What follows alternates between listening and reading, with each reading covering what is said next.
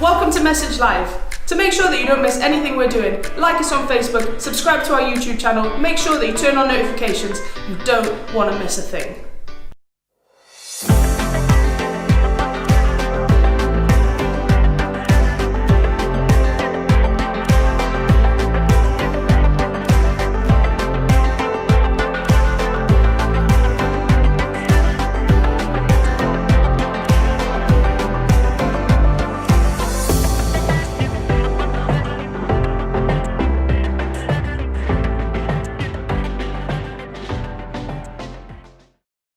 Welcome back to Eden the Walk. Thank you so much for joining us, and we really hope that you've been enjoying the series so far as we've been exploring what it means to live sacrificially, to share the gospel and to build community. When it comes to joining Eden, there are many reasons that people give for not wanting to. They don't feel they're suitable, they don't feel like they've got the right skills, maybe they feel too old or too young. But we have learnt that some incredible things happen when God uses the gifts and the skills and the talents of individuals and matches those with the needs and the opportunities in community. One of those incredible things happened through the work of Laura in Fitton Hill. I think Message 2000 was the turning point in my life, really. So I came up at 18 and was really struck by how the gospel and social justice could go hand in hand. I really felt God audibly tell me to stay in Manchester, and I then joined an Eden team in Harperhay, and then after that moved to Fitton Hill with my husband, where we set up the Eden team and the church plant there. I was at medical school, and the healthcare that I saw my neighbours experiencing was not what I was learning, and the discrepancy made me quite angry, and I think that anger fueled a passion to try and change something. So we campaigned as a community for a number of years that Fitton Hill needed a health centre, and the manager who I'd had to deal with turned around to me and said, "We're going to put a health centre in Fitton Hill, and it seems as you've been so tenacious, you could always tend it if you like." So I said, "I will," and that evening Hope Citadel was formed.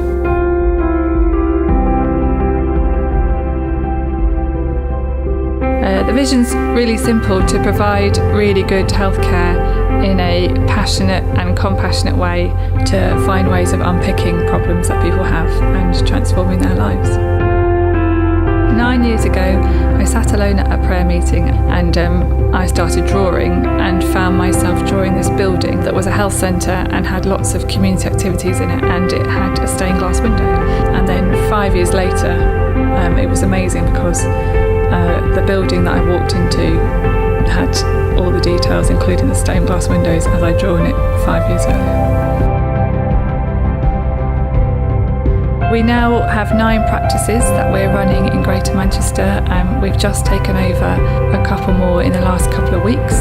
They're all in areas of deprivation, and I continue to be excited and humbled by the transformation that we see in the people we work with.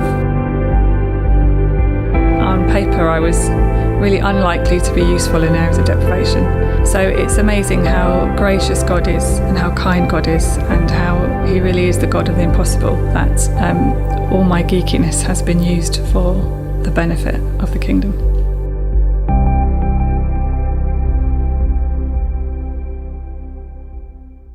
It's such an incredible story, isn't it? How God used Laura's gifts and skills and talents and put in her that holy dissatisfaction with the healthcare for her community that she saw in front of her, and prompted her to do something about it. It's incredible, isn't it, when God uses what He's put in us to transform the injustice, to transform the problems that we see around us. You see, here at Eden, we share the gospel, but we don't believe in a gospel that is purely about individual salvation. For us, the gospel is good news for the whole person. It's good news for the whole community. And we love to be part of projects that see the whole community affected positively. We're now going to hear from another team in Partington, Greater Manchester, as they talk about a project that they set up to reach their whole community.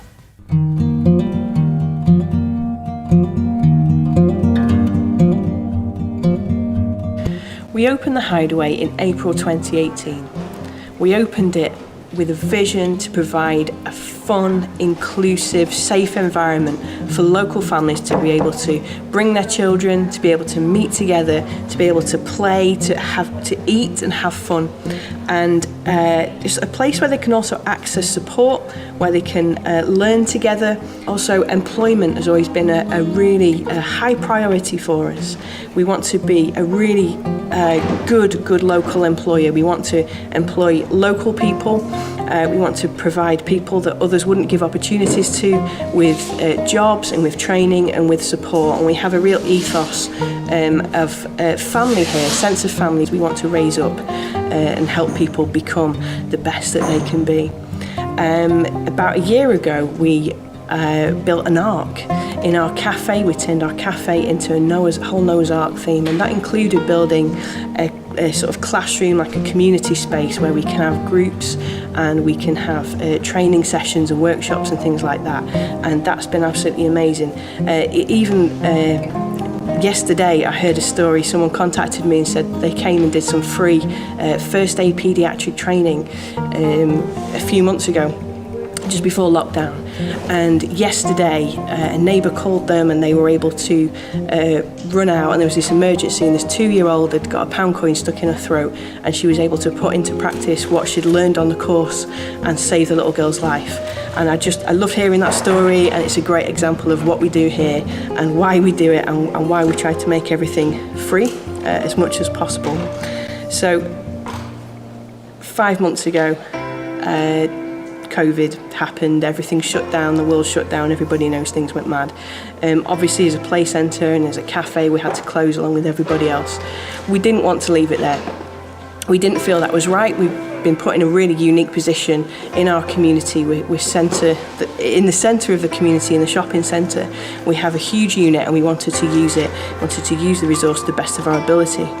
So we decided immediately, in fact before lockdown we saw it come in, and we decided to create what we now call the Hope Centre. So over the last 5 months the Hope Centre has been providing food parcels, hot meals, packed lunches, the official food bank parcels, wellbeing phone calls, activity packs, craft things, you name it, anything we can do to help the local community, people who've not been able to leave their houses, people who've been ill, people who've been struggling in all kinds of different ways, and we've been doing everything that we can to help those people. During that time we've already given out well over £50,000 worth of food in various forms to the community, which has been incredible. And we had a gentleman tell us last week that without the Hope Centre he felt that he'd be dead now, that we've literally kept him alive through this time, and it's humbling, it's a massive privilege. Through the Hope Centre we've been acting as a official Trafford community hub, and many of our team have been volunteering here during this time, and we've had probably close to 100 volunteers actually from the community and the wider community, and from many churches across the region, which has been amazing just to see people from the community and to see Christians from all denominations and churches come together to pack food parcels, to go out rain or shine, delivering hot meals and delivering packed lunches and delivering food parcels and things like that to people's doorsteps. It's been absolutely brilliant. The whole Hope Centre has led to some incredible God encounters. We've been able to have some amazing conversations with people. We've had lots of our drivers praying with people on doorsteps. Through the wellbeing phone calls and building relationships with people, we've seen people coming to church online for the first time and joining in with things that happen across the community.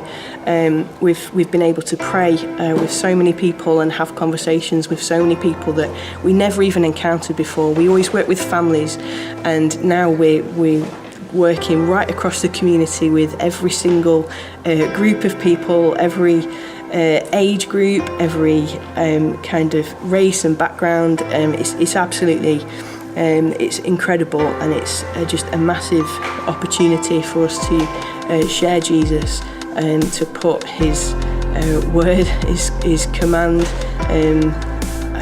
in action. on the street, literally feeding those who are not able to feed themselves. What an inspirational bunch those guys are. The way that they've taken their skills and their knowledge and their passion for community, and they've not just thought up some great ideas, but they've listened and they've learned through years and years of service, through watching and being part of people's lives and seeing what the real need is, not just what we imagine that people might want. Now we're going to hear from Sam as he shares a little bit more about how we understand our community better and how we get to know what is really needed.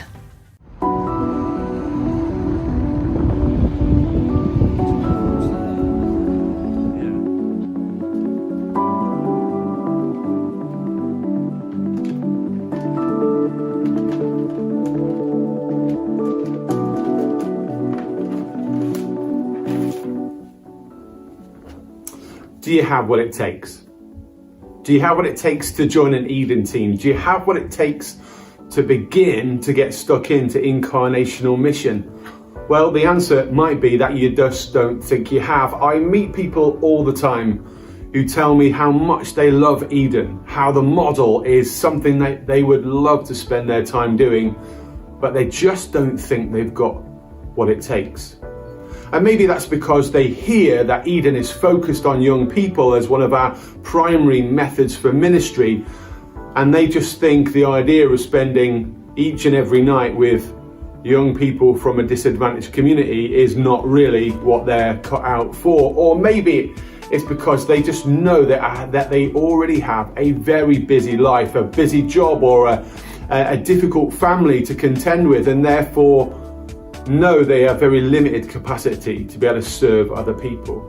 Or maybe it's simply because their view of a disadvantaged community and the skills and the gifts and the abilities that God has given them just don't go together. But then this is where Jesus is awesome.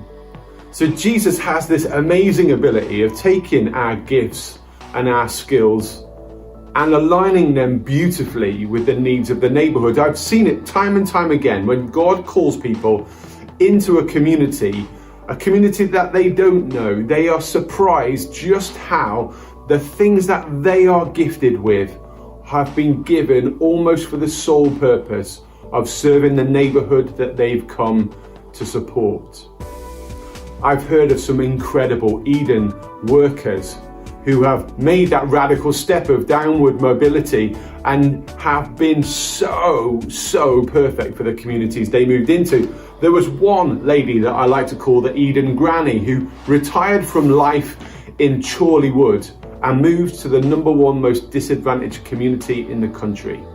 And there she became this beautiful figure within the community who would open her home to young people and would bake with them and almost be a grandparent to them, something that was so necessary and needed in that community. I've heard about inspirational and creative projects, the Knit and Natter projects. You'd never think anyone from a disadvantaged community would be interested in knitting, but yet when people got together with sticks and wool and began to knit together, something beautiful of the kingdom emerged. There's baking clubs and there's biking clubs, and there's all sorts of things that teams innovate in order to build relationship and to share the good news of Jesus.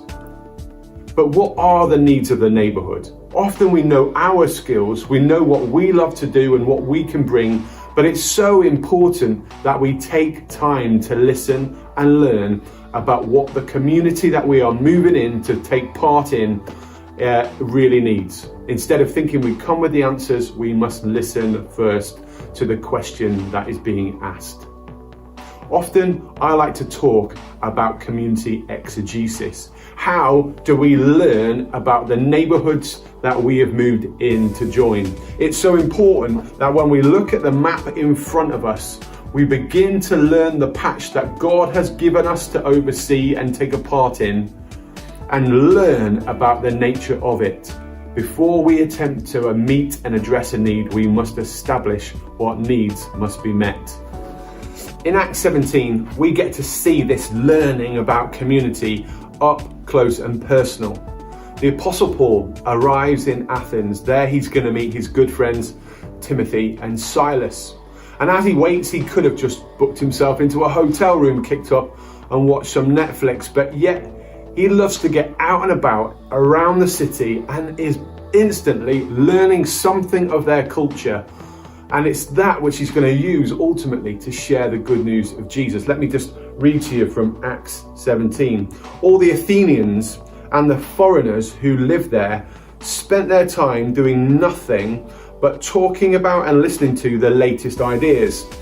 Paul then stood up in the meeting of the Areopagus and said, "People of Athens, I see that in every way you are very religious. For I walked around and looked carefully at your objects of worship. I even found an altar with an inscription to an unknown God. So you are ignorant to the very thing you worship.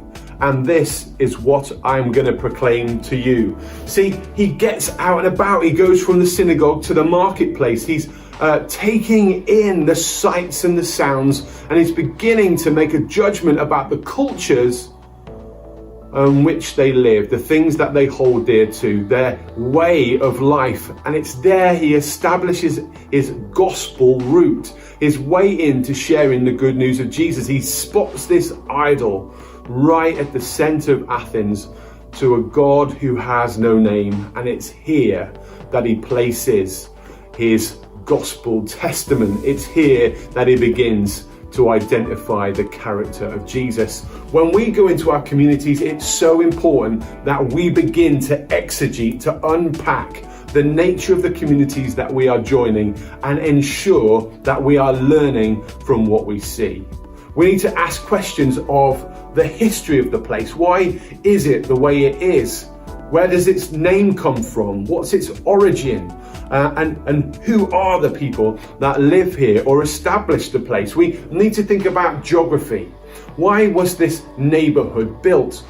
What are its boundary lines? Where are the key sort of meeting places? What does the geography tell you about its existence and the people that live within it? It's important that we look at the demography. What kind of people live here? What race are they?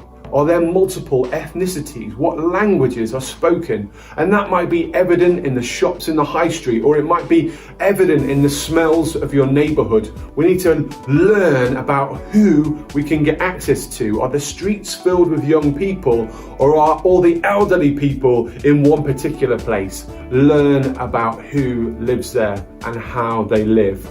And that leads me on to culture. What are the cultures within your community? Is it a very matriarchal or patriarchal culture? Is it a culture where people spend time outdoors a lot of the time? You know, in my neighborhood, we used to take out our sofas on hot sunny days and live outside amongst our neighbors. But maybe there are cultures that are unhealthy, some unhealthy practices that can be addressed. Maybe they are cultures that have not been dealt with for generations, cycles that can be ministered to in Jesus' name. And that leads me to the spiritual elements. When we look at the map of our communities, as we begin to walk around, we need to look at the idols. Where are the places of worship? Some of those places of worship may be positive. There may be churches that exist within the community, but there also might be some very negative things. Some idols of worship that have existed in this community and have defined its very existence. So the question is, how do we go about doing this? It's really important that we address our hearts, and as we enter community, we are going humbly and with real teachability. We're inquisitive, asking the right questions, making sure that we don't go with the answers. We're looking for those people of peace, those people who will give us real insight into the community, who will open doors for us to meet people and tell us things about the nature of this community. There are some amazing people with such insight, and it's so important that we establish relationships with them. Not relationships that are arm's length, but intimate. We bring people near. We enter their homes and we get to know them. And as we get to know them, we get to know the community too.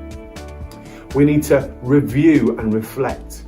Sometimes it's important to step away from our community, to then take time to process what we are learning, to take time to think and reflect and analyse. I actually used to love it when people would come to my community and help me discern what was going on. I'd sometimes ask people what they'd experienced, what smells and sights did they see, because often we can become numb to the very things that are under our nose, and seeing things from a fresh perspective really help us as we continue to learn about our neighbourhood.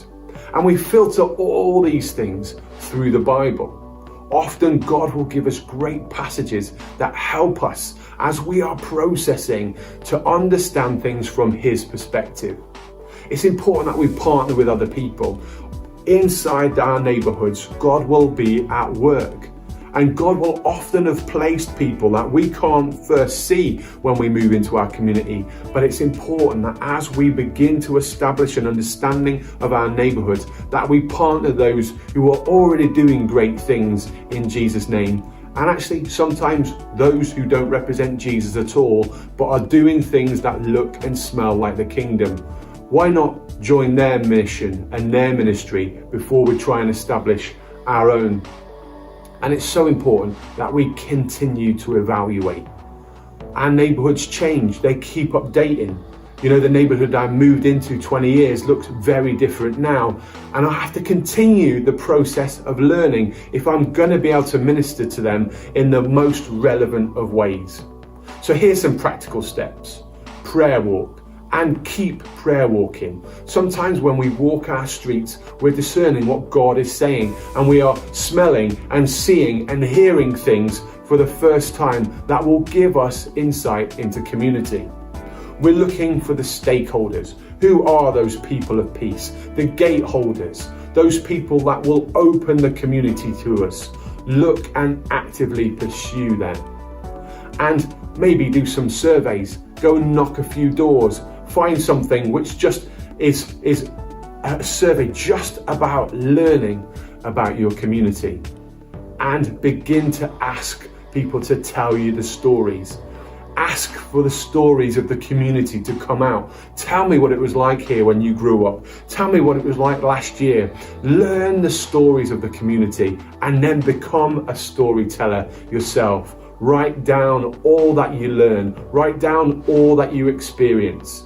And one of the things I love to do is practically map my neighbourhood. I try and write as many names down as I possibly can. I try to understand where people live or where people have moved to or moved from. I try and map out the important places, the places in which people gather, the places in which people worship. I'm trying to detail map everything of my experience. And all the time, I'm trying to understand God's perspective.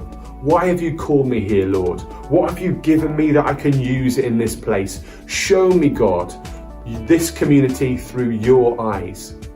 And as we do that, God will reveal just where we fit in the neighbourhood and where we fit in his plans.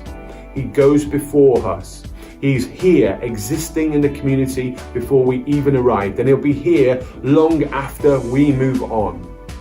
But when we begin to see that God has a plan and a purpose and that we can join him in it, we will see great and awesome community transformation. God bless.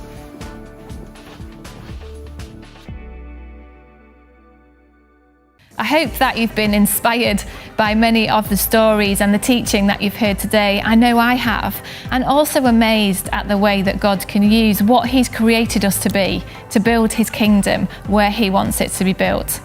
Perhaps you're thinking, maybe he wants to use me, maybe he wants to use my gift, my skill, my talent, maybe he wants me to serve to help these people overcome the injustices that they face. Then why not get in touch? Why not consider joining? Here's how you can do that. Will you help us take the good news of Jesus to the hardest to reach young people and places? Here's how you can get involved. It's only thanks to your prayers that we're able to take the good news of Jesus to the hardest to reach in society. will you join our faithful team of prayer supporters? Do you want to be part of making the gospel known in our families, streets and communities? Then why not get involved in our work? Do you have a heart for urban mission? Why not join one of our Eden teams who make our nation's poorest communities their homes, sharing their lives and the gospel with their neighbours? Can you help us transform lives by supporting the work of the message? Just £25 a month would make it possible to take the good news of Jesus to more of the hardest to reach young people and places than ever before. Sign up to pray, join or give at message.org.uk/get involved.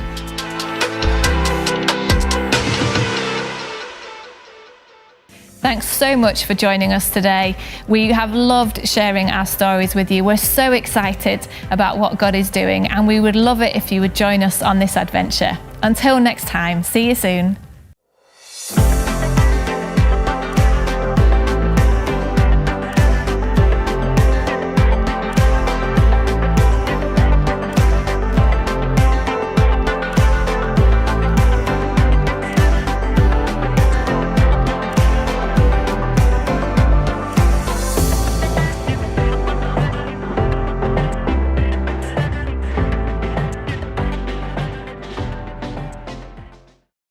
Thanks so much for watching, we hope you enjoyed. Make sure that you guys don't miss out on anything that we're doing. Like our Facebook page, subscribe to our YouTube channel, and make sure that you turn on the notifications. You don't want to miss it.